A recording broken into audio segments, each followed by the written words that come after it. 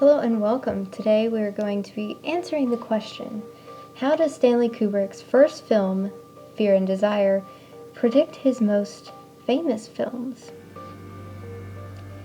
Now, if you haven't heard of Fear and Desire, it makes sense. Stanley Kubrick just burned every physical copy he could get his hands on.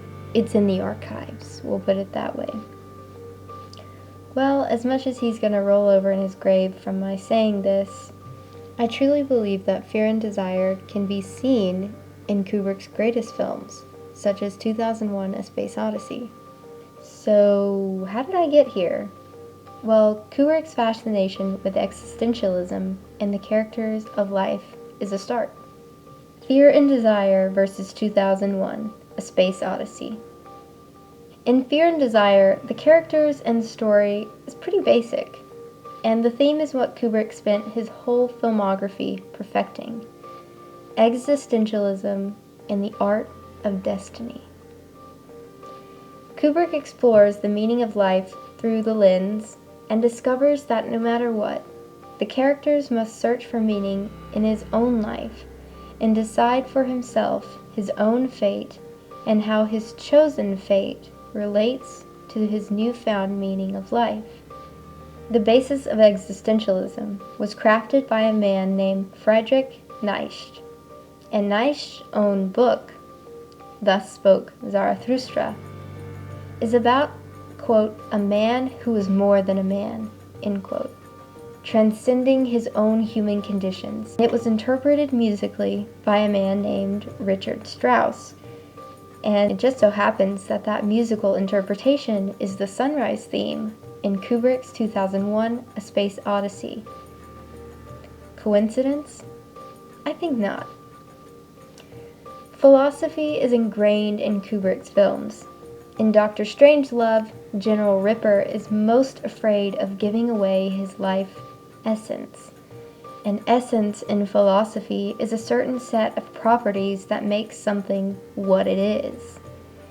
General Ripper's philosophy was that the Communist Manifesto is bad, and that they were out to get his true essence, to change him for who he is.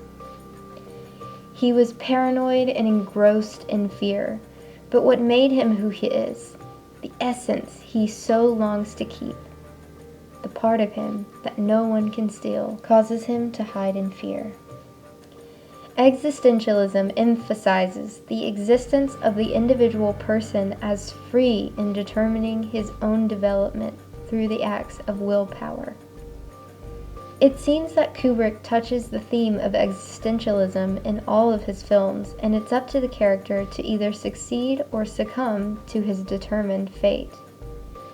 In another one of Kubrick's war films, Paths of Glory, Kirk Douglas's character has to question his life's purpose. He evaluates the lives of others and believes to be the hero. But they were always doomed, and his fate is sealed as a general unless he is to take a stand for those below him. And that same theme follows in Fear and Desire and 2001. 2001: A Space Odyssey features a man who seems to be marked for death, but chooses his own destiny and ends up transcending reality to be born again. He succeeds in his power of will.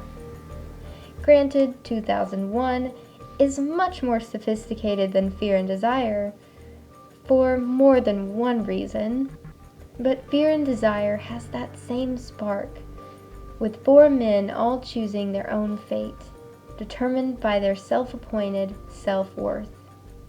Mac sacrifices himself for the greater good of the company. Lieutenant Corby and the General, played by the same actor, Kenneth Harp, both above the other men, who are nothing without the men under them. Sidney, a young boy who succumbs to his lack of identity, unable to find it in the wasteland, and trying everything he can to identify with something, going insane in the process. And finally, Private Fletcher, nothing more than a pawn in a second aid to Lieutenant Corby. No true identity. The theme of existentialism can be seen throughout Stanley Kubrick's entire filmography, and the meaning of life is thoroughly examined through the vast array of characters Kubrick created in his lifetime, and his exploration of those different meanings was constantly evolving and developing. Thank you.